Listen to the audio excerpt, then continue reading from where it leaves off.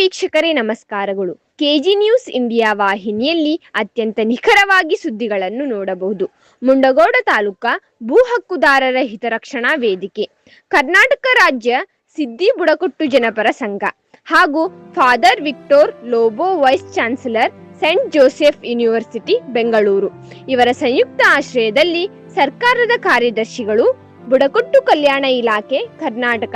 ಸರ್ಕಾರ, ಬೆಂಗಳೂರು ಮಾನ್ಯ ರಣದೀಪ್ ಇವರ ಜೊತೆ ಅಕ್ಟೋಬರ್ 14, 2025ರಂದು ಅರಣ್ಯ ಹಕ್ಕು ಕಾಯ್ದೆ 2006 ಅಡಿ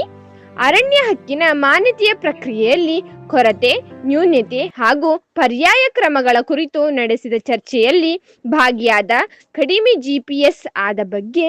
ಅರಣ್ಯ ಹಕ್ಕು ಮಾನ್ಯತೆ ಮಾಡಲು ನೀಡಬೇಕಾದ ದಾಖಲೆಗಳ ಬಗ್ಗೆ, ನಮೂನೆಸಿ ಅರಣ್ಯ ಸಂರಕ್ಷಣೆ ಹಾಗೂ ಸಂಪನ್ಮೂಲ ಹಕ್ಕು ಪಡೆಯಲು ಉತ್ತರ ಕನ್ನಡ ಜಿಲ್ಲೆಯಲ್ಲಿ ಜಾಗೃತಿ ಕಾರ್ಯಕ್ರಮದ ಮೂಡಿಸುವ ಕುರಿತು, ಜಿಲ್ಲಾ ಪಂಚಾಯತ್ ಹಾಗೂ ತಾಲೂಕಾ ಪಂಚಾಯತ್ ಚುನಾವಣೆ ಮಾಡುವಂತೆ ಇನ್ನೂ ಹಲವಾರು ಕುರಿತು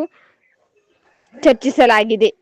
ಈ ಚರ್ಚೆ ಕಾರ್ಯಕ್ರಮದಲ್ಲಿ ಲೋಯ್ಲಾ ವಿಕಾಸ ಕೇಂದ್ರದ ಮುಂಡಗೋಡ ನಿರ್ದೇಶಕರಾದ ಫಾದರ್ ಆಲ್ವಿನ್ ಡಿಸೋಜಾ, ಸಲಹೆಗಾರರಾದ ಲೋಕೇಶ್ ಗೌಡ, ಹೇಮಲಪ್ಪ ಲಮಾಣಿ, ಬೀರು ಕಾತ್ರೋಟ್,